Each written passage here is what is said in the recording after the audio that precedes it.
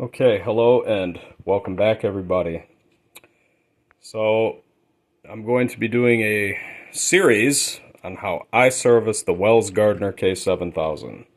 But first, I'm going to be separating this into different parts. First part, I'm going to talk about the tools that I'll be using. Second part, I'll be doing like a parts ID and talking about the mistakes people make when they work on these. And then the third part will be the actual surgery, where I solder it. Alright, so let's start with the tools. This is my Weller digital soldering station. I use this instead of one of those soldering irons with like the two-prong plugs that you plug in for about 10 minutes and you wait for it to generate heat.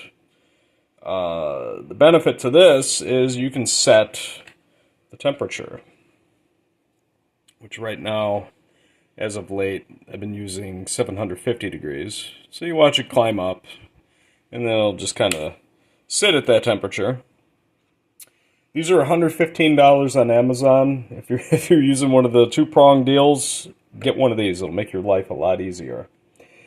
I've been using soldering stations for about 10 years now, and in that 10 years' time, I think I've replaced like 3 tips total, which is a lot better than the two-prong jobs. I bought a lot of Weller solder pencil and Radio Shack soldering iron tips over the 7 odd years that I was using those.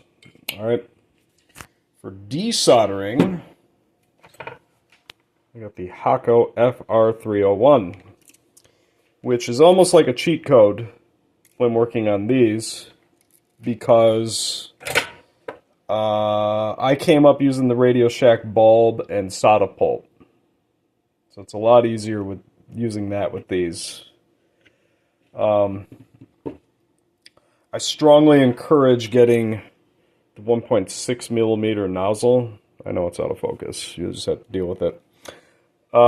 Because you will need it to get around the pins on the flyback.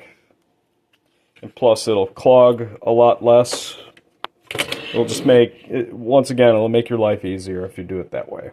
All right. And also, I got the brass ball. This one's a little weathered. I've used it for a while. But this is what you use to clean the solder tips. Strongly encourage getting one of those. For test tools, here's my infamous ratty 10 mah meter. If this thing were a car, it'd have like 500,000 miles on it. Probably going to be using that to test some resistors on here. More on that in the next part. Because this chassis has like basically never been worked on. This came out of a RoboCop, which is from 1988. And the fact that it still works, but to me, I noticed that it looks pretty nasty and it needs work. The fact that it still works is kind of incredible, honestly. For other test tools, I have a component tester. I bought this off Amazon. It was like $15. The actual circuit board component comes pre-assembled, but you have to put the acrylic case together, and there's no instructions on how to do it. The alligator clips I added because you got this little dip package thing that you would test transistors in, but if you have like big transistors like that one, obviously that's not going to fit in there. So you would clip this to the 3 legs of the transistor and it'll tell you if it's good. The way I did that was I soldered it to the 1, 2, and 3 pins underneath that socket.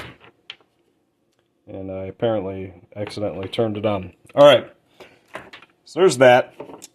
For my hand tools, I got a set of Crescent snips, or electronic shears, I think they call them, and these are pliers. They're like real fine tip pliers. They are incredibly handy.